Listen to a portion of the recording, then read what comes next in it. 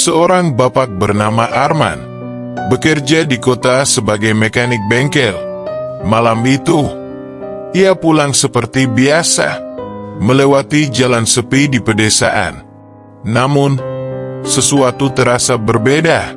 Udara lebih dingin, suara jangkrik tiba-tiba lenyap, dan lampu jalan berkedip-kedip.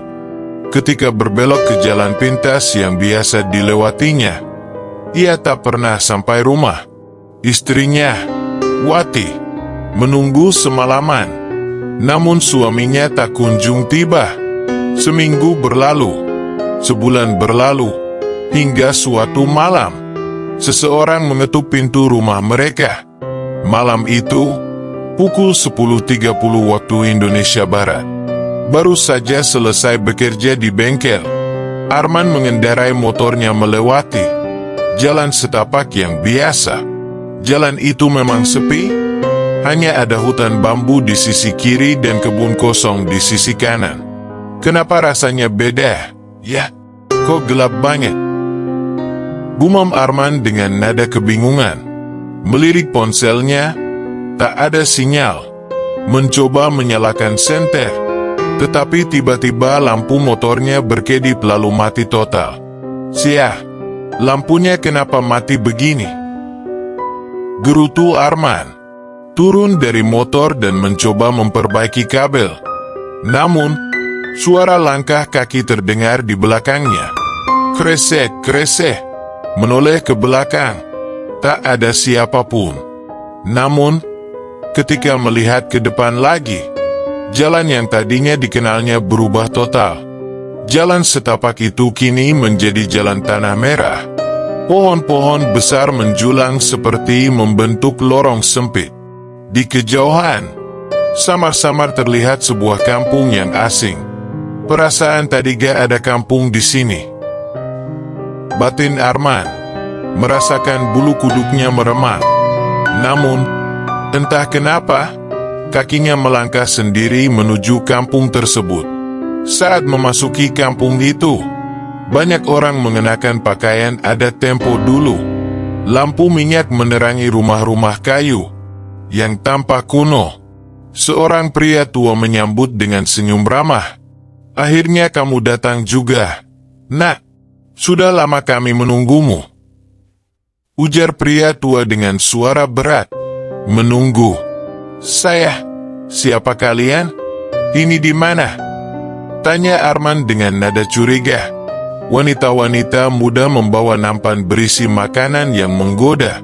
Wangi harum menguar, membuat perutnya tiba-tiba terasa kosong. Makanlah, Tuan. Anda pasti lelah. Ujar salah seorang wanita muda dengan suara lembut. Awalnya ragu, tapi rasa lapar mengalahkan segalanya. Mengambil satu suap, lalu semuanya menjadi gelap. Kesadaran perlahan kembali. Arman membuka matanya. Namun, dunia sekelilingnya berubah drastis. Tidak ada lagi kampung yang terlihat ramah. Kini ia berada di tempat yang aneh. Sebuah desa sunyi yang dikelilingi kabut tebal. Rumah-rumah kayu berdiri dengan jendela-jendela yang terbuka. Seakan ada yang mengintip dari dalam. Dari kejauhan, suara tangisan terdengar. Lirih, seperti berasal dari segala arah. Di mana aku? Batin Arman merasa kedinginan. Mencoba berjalan. Namun tanah di bawahnya terasa lunak, hampir seperti pasir hisap. Langkahnya semakin berat, dan semakin dalam ia melangkah. Semakin aneh keadaan di sekitarnya. Di salah satu rumah, bayangan tinggi berdiri di balik jendela. Matanya merah menyala menatap lurus ke arahnya. Hei, siapa kau? Teriak Arman. Tetapi bayangan itu hanya menyeringai sebelum menghilang. Jantungnya berdegup kencang, seakan baru menyadari. Seluruh desa ini tidak memiliki suara alami. Tidak ada angin, tidak ada hewan, hanya keheningan yang menekan. Tiba-tiba, suara langkah berat terdengar mendekat. Makhluk besar bertubuh kurus, dengan wajah menyerupai tengkorak, muncul dari gang sempit. Matanya kosong, namun ia berjalan ke arah Arman dengan tangan panjang yang mengerikan. Tanpa berpikir, Arman berlari sekuat tenaga. Nafasnya tersengal, tetapi desa ini seperti tidak memiliki ujung. Setiap gang yang dilewati hanya membawanya kembali ke tempat yang sama. Dari sudut mata, ia melihat makhluk lain merayap di dinding. Wajahnya menyerupai manusia, tetapi dengan mulut menganga lebar, tertawa tanpa suara. "Aku harus keluar dari sini," desis Arman dengan putus asa. Hingga akhirnya, Arman menemukan sebuah gerbang besar di ujung jalan. Tanpa berpikir panjang, mencoba mendorongnya, tetapi gerbang itu terkunci. Dari belakang, suara langkah kaki semakin mendekat.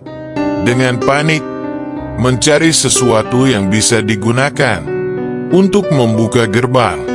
Lalu, tiba-tiba terdengar suara lembut di telinganya. "Arman, pulanglah, anak kita menunggu." Seketika, tubuhnya terasa lebih ringan. Tangan dan kakinya yang sebelumnya berat mulai bisa bergerak lebih cepat, mendorong gerbang dengan sekuat tenaga. Dan tiba-tiba, cahaya menyilaukan muncul dari baliknya. Jeritan terdengar dari belakangnya. Suara-suara mengerikan memekik. Saat Arman menerobos masuk ke dalam cahaya tersebut, terjatuh di jalan setapak tempat terakhir kali berada. Napasnya tersengal, tubuhnya lemas, meraba-raba ponselnya, dan kali ini ada sinyal.